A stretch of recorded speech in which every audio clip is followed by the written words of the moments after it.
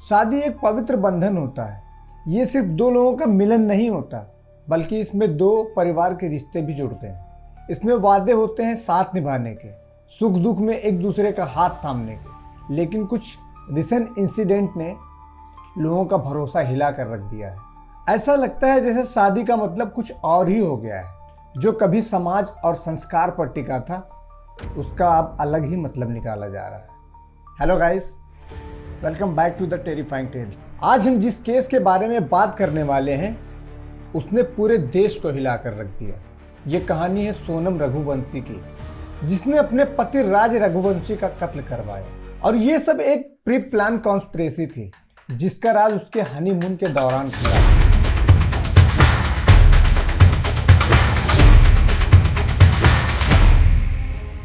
राजा एक 29 साल का लड़का इंदौर के शाहकर नगर का रहने वाला था। वो अपने परिवार के साथ रहता था। उसके दो बड़े भाई थे, सचिन और विपिन। दोनों ही शादीशुदा थे। राजा अपने ही परिवार के रघुवंशी ट्रांसपोर्ट बिजनेस को संभालता था, जिसमें स्कूल और कोचिंग इंस्टीट्यूट को बसेस रेंटल पर दी जाती थी। इंटरव्यूज और ऑनलाइन रिपोर्ट से ये समझ आता है कि राजा एक जिम्मेदार और अच्छे परिवार का लड़का था। अपने माँ बाप को बहुत प्यार करता था और उनकी हर बात मानता था। इसीलिए जब उसके घर वालों ने अरेंज मैरिज का रिश्ता चुना, तो उसने बिना किसी विरोध के हाँ कर दी।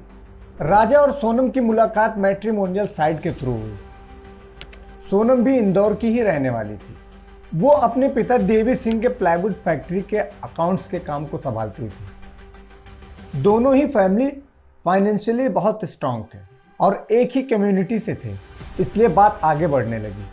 राजा की माँ को लगा कि सोनम उसके बेटे के लिए एक अच्छी और संस्कारी बहू बन सकती है, मगर उनको क्या मालूम था कि उसी की वजह से इतना बड़ा तूफान आ जाएगा। दोनों ने शादी से पहले मैसेज और कॉल के थ्रू एक दूसरे को समझने की कोशिश की, जो कि आजकल आम बात है। लेकिन यहीं से चीज़ें अजीब होने लगी।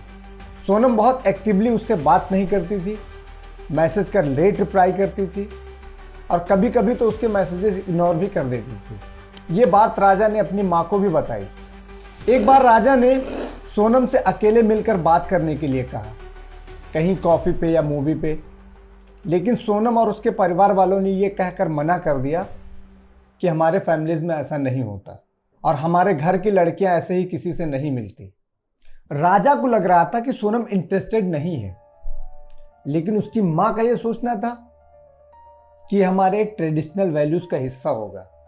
जब सोनम बात भी कम कर रही थी, राजा की माँ ने सोनम को समझाया कि तुम मेरे बेटे को थोड़ा टाइम दिया करो, ताकि वो तुमसे भी कनेक्ट हो पाए।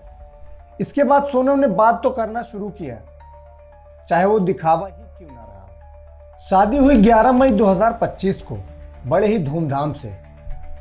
इंस्टाग्राम और सोशल मीडिया पे फोटोज और वीडियोस सब कुछ एकदम परफेक्ट लग रहे थे। हर तरफ खुशी ही खुशी थी। लेकिन किसी को यह अंदाजा भी नहीं था कि ये खुशी बस कुछ ही दिनों की है। इसके बाद कितना बड़ा तूफान आने वाला है। शादी के कुछ ही दिनों बाद सोनम ने हनीमून के लिए कहना शुरू कर दिया और बार बार उसे फोर्स करने लगी।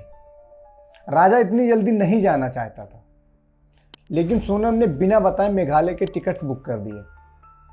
राजा ने जब ये बात अपनी माँ को बताई, तो उसकी माँ ने कहा, टिकट बुक हो गए हैं तो चले जाओ।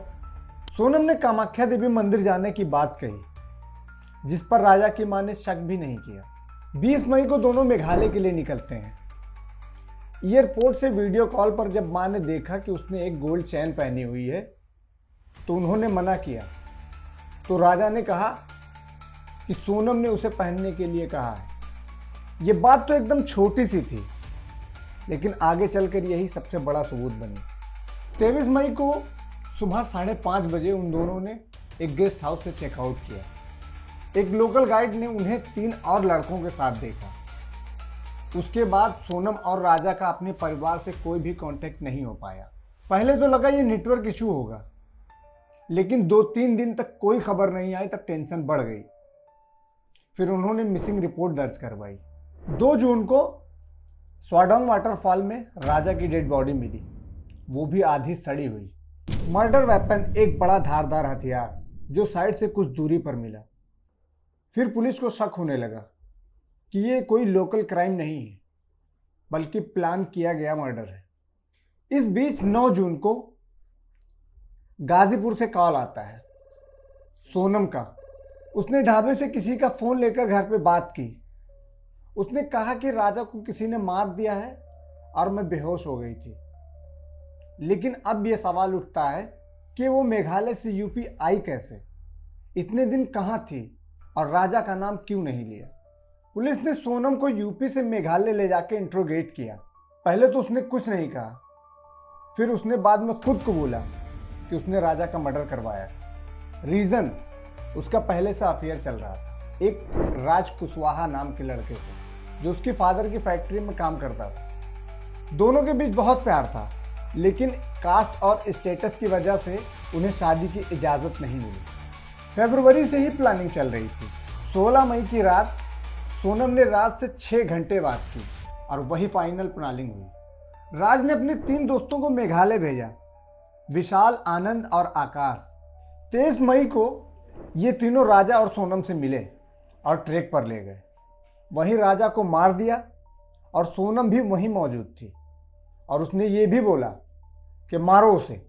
मर्डर के बाद राजा ने जो गोल्ड चैन और रिंग पहनी थी वो ले ली गई ताकि लूट जैसा कुछ लगे और उसकी बॉडी वाटरफॉल में गिरा दी गई। सोनम ने पहले गुवाहाटी, फिर इंदौर और फिर यूपी ट्रैवल किया। 9 जून को कॉल किया, लेकिन उसका प्लान फेल हो गया। पुलिस ने राज और उसके तीनों दोस्तों को अरेस्ट किया। जब मीडिया में कन्फेशन आया तो उसके पिता ने पुलिस पर प्रोपेगेंडा का इल्जाम लगाया। झूठ बोल रही हो, पहले भी झूठ बोल रही थी, नहीं गलत आरोप लगा रहे हैं, झूठे आरोप लगा रहे हैं। लेकिन बाद में उसके भाई ने एक्सेप्ट किया कि उसकी बहन ही राजा की मौत की जिम्मेदार है। राज और सोनम का प्लान ये था कि वो अपने आप को मरा दिखा दे या किसी औरत की बॉडी जलाकर अपना नाम बदल दे, लेकिन ये सब बचकाना था। सोनम एजुकेटेड थी, काम करती थी, अपना डिसीजन खुद ले सकती थी, अपने पेरेंट्स को मना सकती थी या भाग सकती थी, लेकिन उसने मर्डर का ही रास्ता चुना।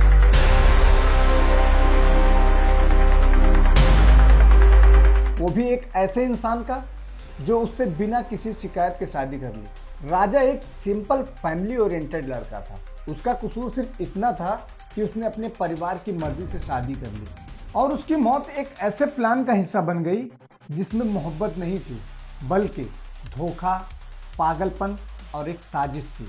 आज भी ये केस कोर्ट में है। पुलिस कह रही है कि सोनम ने मर्डर के लिए 20 लाख तक देने को तैयार है।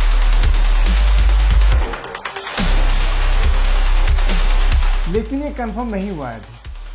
अगर ये सच है तो वो किसी भी हद तक जा सकती थी। हमें सिर्फ ये उम्मीद करना चाहिए कि राजा को न्याय मिले और जिसने उसकी जिंदगी छीनी है वो कभी भी इस केस से बच के निकल ना सके। तो दोस्तों, हम सबको ये सोचना चाहिए कि अगर हम अपने भाई, बहन या बेटी की कहीं पर शादी कर रहे हैं तो एक बार उनकी मर्जी ज़रूर पूछें कि वो इस रिश्ते से राज़ी हैं या नहीं, ताकि बाद में कोई भी अनहोनी होने से बचा जा सके। तो ये थी हमारी आज की क्राइम स्टोरी।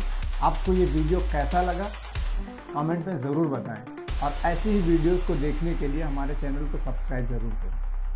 Thank you. जय हिंद, जय भारत।